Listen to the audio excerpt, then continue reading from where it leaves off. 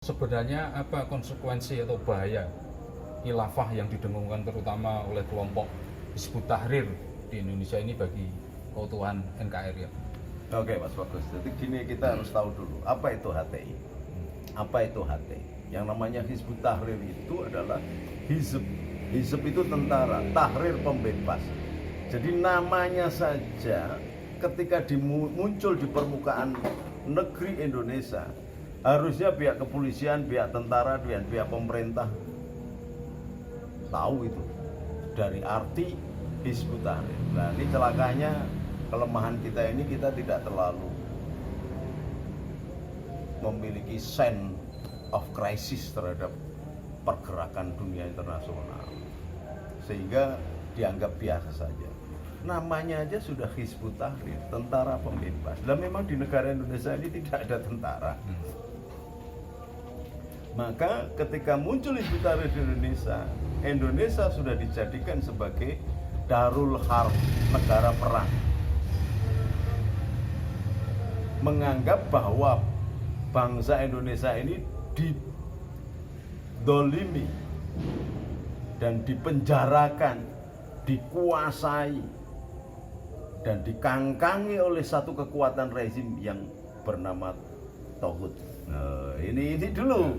Jadi supaya tahu kenapa kok saya PGN, Banser, NU kemudian demikian bersemangat untuk membubarkan HTI. Bisa digarisbawahi kalau seperti TNI Polri harus lebih keras lagi. Nah, harusnya TNI Polri lebih keras lagi. Persoalannya TNI Polri ini ada dua pertanyaan, disusupi mereka. Nah, ini.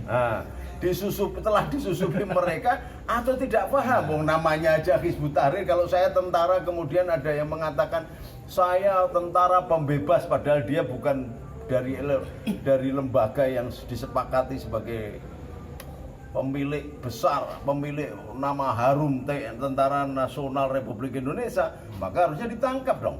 Lah kenapa dibiarkan?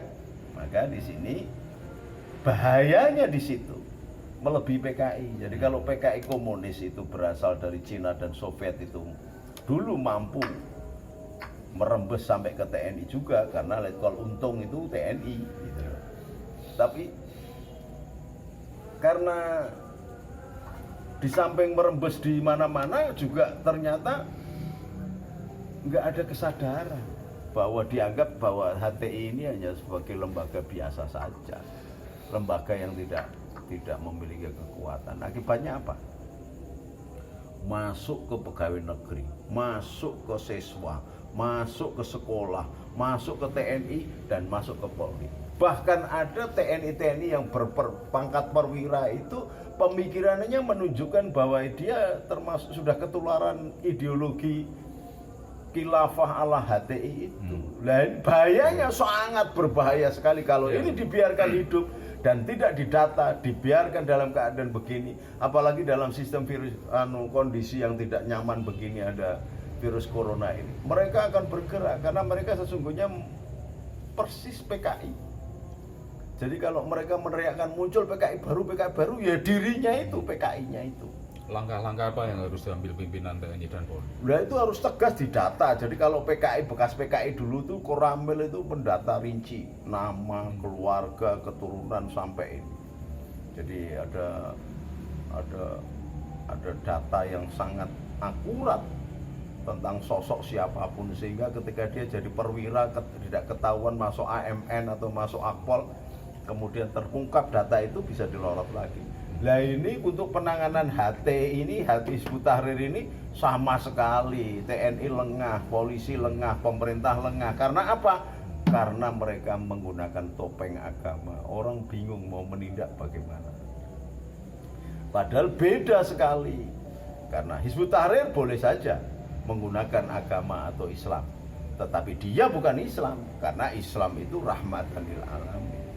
Konsep inilah yang diselamatkan oleh para wali songo, ditularkan kepada anak cucunya para pengurus NU. Kemudian ketika pembentukan negara Indonesia, melahirkan Piagam Madinah itu disuit menjadi konsep Negara Kesatuan Republik Indonesia. Itu sudah sistem khilafah, karena khilafah dari ayat atiullah wa atiur rasul wa ulil amri minkum. Ketika ada Covid begini, pemerintah turun tangan menentukan jatuhnya bulan puasa, itu sudah sistem khalifah, sistem khilafah gitu loh.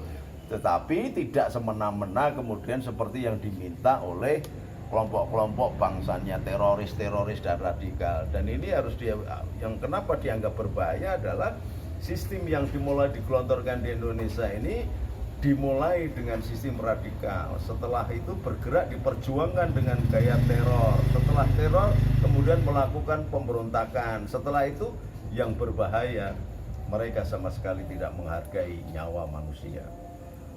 Bisa ditunjukkan ISIS dan sebagainya.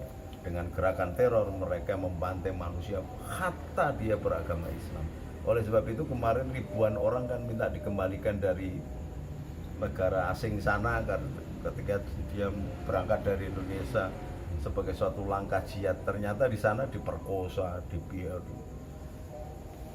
Mengerikan sekali. Nah, jadi bahayanya bagaimana? Sangat berbahaya.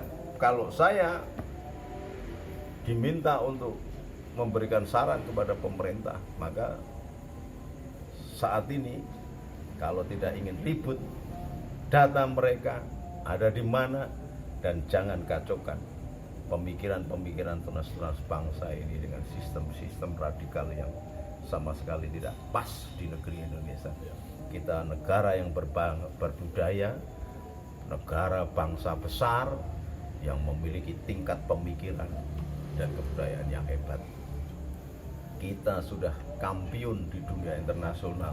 Orang-orang Eropa, orang-orang Arab belum bisa membaca tulis, Indonesia sudah menjadi imperium yang sangat hebat, sehingga banyak orang yang datang ke sini ingin mencari kapur barus. Bahkan sebelum ada negara Islam, sebelum Islam pun dalam perjanjian lama ada 3 raja besar yang menyongsong kelahiran Isa Al-Masih. Nah, itu menunjukkan betapa hebatnya bangsa Indonesia ini. Jadi kalau melihat pola pikir, hausnya, syahwatnya para pengusung khilafah ini, polisi dan TNI harus sadar, harus bergerak cepat, merangkul NU, dan kalau perlu sapu bersih. Assalamualaikum warahmatullahi wabarakatuh.